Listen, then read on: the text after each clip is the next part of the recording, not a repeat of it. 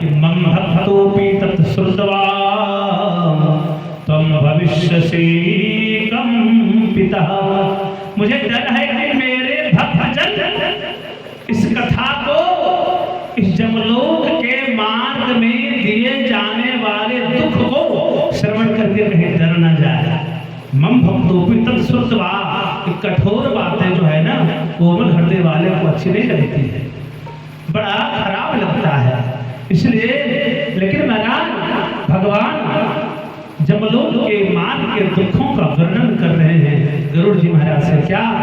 वृक्ष छाया तत्रास्ति जत्र विश्रमते नरः। उस जमलोक के मार्ग में वृक्ष की छाया कहीं नहीं है सज्जनों। और बोलेगा महाराज वृक्ष की छाया की क्या जरूरत है पंडित जी महाराज? बोले हाँ, यहाँ बैसाख जेठ के महीने में दोपहरिया में अगर 5 किलोमीटर पैदल जाने के लिए कह दिया जाए और आपको पता चले कि नदी के किनारे वो गांव है और बीच में एक भी वृक्ष नहीं है, तो महाराज हालत तो पहले खराब हो जाए। अरे पंडित जी कहीं रुकने का भी जगह नहीं है।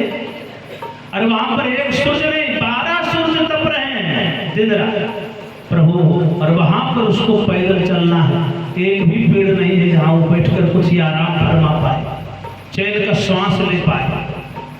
यही तो कष्ट है गरुड़ जी महाराज। गरुड़ जी महाराज बोले प्रभु आश्चर्यजनक बात है, क्या हुआ? तो उतने कठिन धूप में एक भी पेड़ नहीं है तो वो जीवात्मा 2 मिनट भी आराम नहीं कर सकता? तो नहीं गरुड़ जी महाराज, कर्म ही जो ऐसा करता है ना वही वो मार्ग में जाता है, प्रत्येक प्राणी थोड़ी न जाता है। वृक्षछायां तत्रास्ते जत्र विश्रमते नरः जस्मिन् मार्गेण चान्नाद्यं येन प्राणं समुद्धरे। महाराज उस मार्ग में कोई अन्न का कल नहीं है जिससे आपका प्राण बच पाए। अच्छा प्राण बचाने के लिए कुछ तो खाना होगा, कुछ नहीं है, सब्जी दाल भात, अन्न तो होगा, पेड़ पौधा घास कुछ भी तो होना चाहिए, लेकिन वहां कुछ भी नहीं है जिससे अपने प्राण को पापात्मा बचा पाए। कोई उपाय नहीं, कोई और रास्ता नहीं है। तो महाराज यही तो दुख है ना, क्यों जाना उस मार्ग में, ऐसा कर्म ही क्यों करना? और क्या कष्ट है प्रभु? ना जलम दृश्यन्ते क्वापि दृश्यतो अतीव पिबेत्।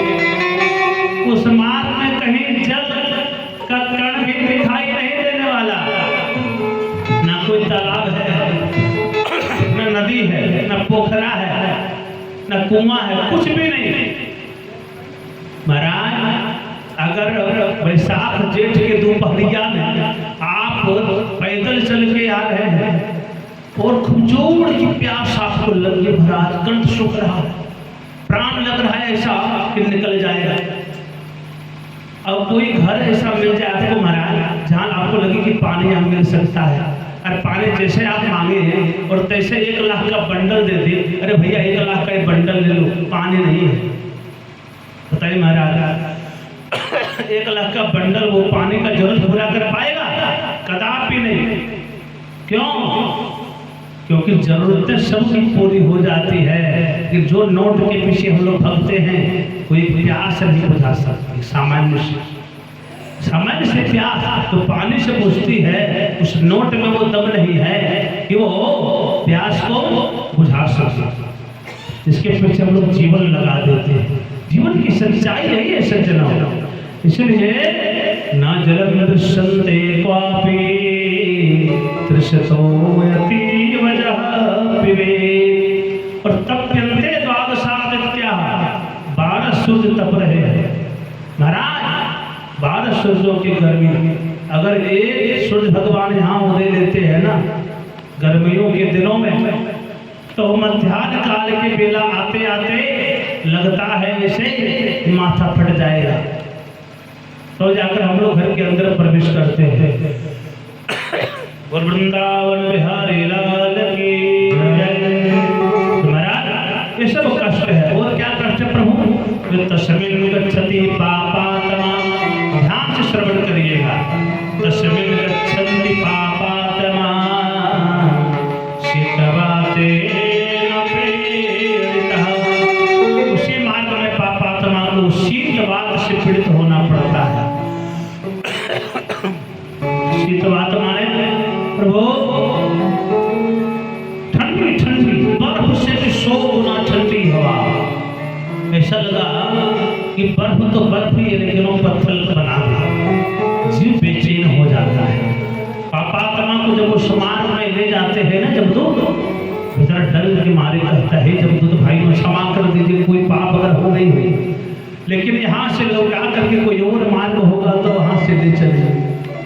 प्रभु जमदूत कहता है, अरे तो घुसखोरी वाला आज साथ किताब लगा रहा है, अरे तेरे पास देने के लिए है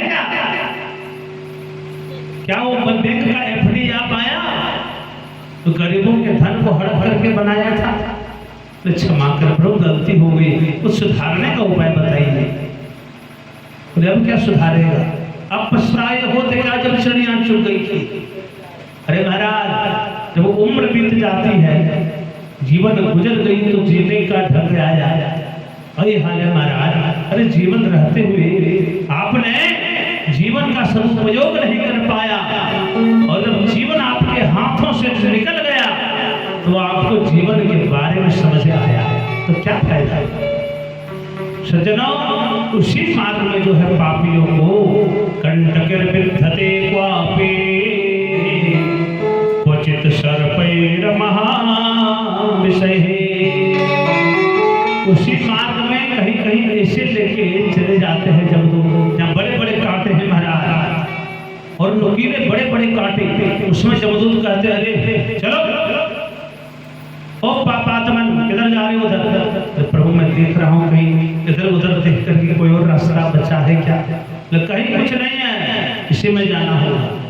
प्रभु क्षमा करें, मैं जीवन भर यही रह जाऊंगा, लेकिन इस कांटों पर चलना मेरे बस की बात नहीं है। क्यों? तो प्रभु इस पर जैसे अपना पैर धरूंगा भाई, तुरंत इस पार से उस पार मेरा पैर में छिद्र हो जाएगा। जब दो जबरदस्ती उसको उठाकर फेंक देते हैं कांटों के ऊपर, शरीर लहूलुहान हो जाता है, लेकिन जो है वो शरीर मरता नहीं है, क्योंकि वो भोग शरीर है। सज्जनों, जो दूसरे के मार्ग में कांटा बोता है, तो दूसरों के मार्ग में गड्ढा खोदता है, ऐसे प्राणियों की यही गति होती है। वृंदावन बिहारी लाल की क्वचित सर्पैर महाविषये। कितना सुंदर भाव सज्जनों।